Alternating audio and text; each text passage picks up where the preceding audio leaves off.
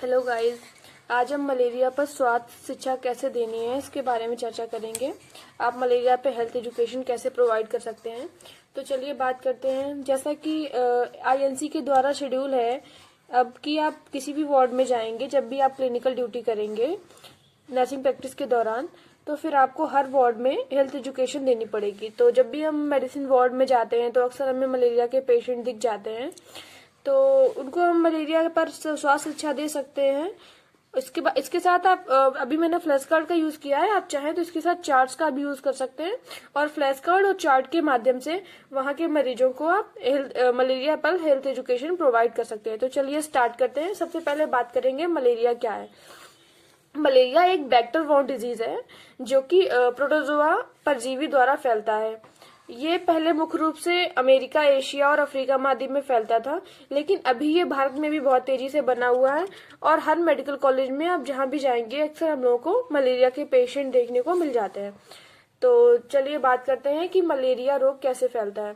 Malaria जो ये है, इसके 4 प्रकार के जो बैक्टीरिया हैं वो इसके लिए कॉजेबल है।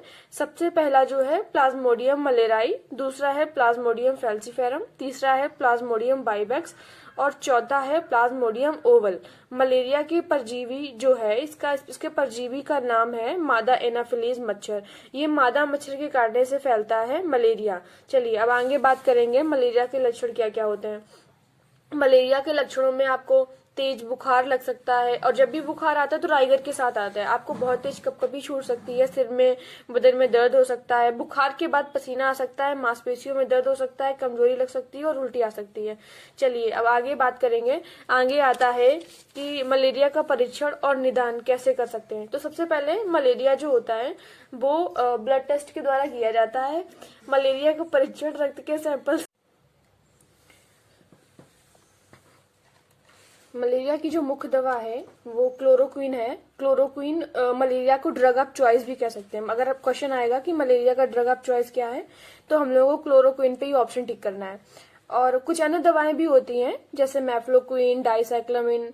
और जब भी मलेरिया हो जाता है तो हमें तरल पदार्थ लेने चाहिए, इलेक्ट्रोलाइट लेने चाहिए, और इन्हें 14 दिन तक लेना अनिवार्य होता है। चलिए अब हम बात करेंगे कि मलेरिया से बचाव कैसे कर सकते हैं। तो जहां भी, पहली बात तो जो हमारे आसपास नालियां होती हैं या कोई बड़ा नाला है या कोई ऐसी जगह है जहां पर पानी रुका हुआ है, तो वहां पे तो सबसे पहले छिड़काव करना है दवाओं का, जिससे जो मच्छर का लार्वा है उसको पैदा ही ना होने दें। फिर भी अगर मलेरिया से प्रभावित क्षेत्र है या अगर मच्छर हैं तो कोशिश करिए कि ऐसे कपड़े पहने जो शरीर के अधिक से अधिक हिस्सों को ढक सके। कूड़ेदान को हमेशा ढक्कनदार कूड़ेदान होना चाहिए, उसको हमेशा बंद करके रखना चाहिए और कूड़ेदान की हर रोज सफाई करनी चाहिए। घर की खिड़की और दरवाजे पे तुलसी के पौधे लगाएं, उसको डेली बेसिस पे साफ करते रहें, उसमें पानी देते रहें और उसकी सफाई बहुत जरूरी है, नहीं तो उसमें भी मच्छर पैदा हो जाएंगे। मच्छर से आने वाले सभी रास्तों को ब्लॉक कर दें। जब भी आप लेटें घर में तो मच्छरदानी का यूज करें। अगर आप बंद कमरे में लेट रहे हैं तो ऑल आउट का भी यूज कर सकते हैं। घर में किसी भी प्रकार का पानी इकट्ठा ना होने दें। अगर घर में टंकी है या टब है तो कोशिश करिए कि उसमें लंबे समय तक पानी ना रुकने दें। अगर टंकी टब आप रखते हैं तो उसको हमेशा ढक कर रखें।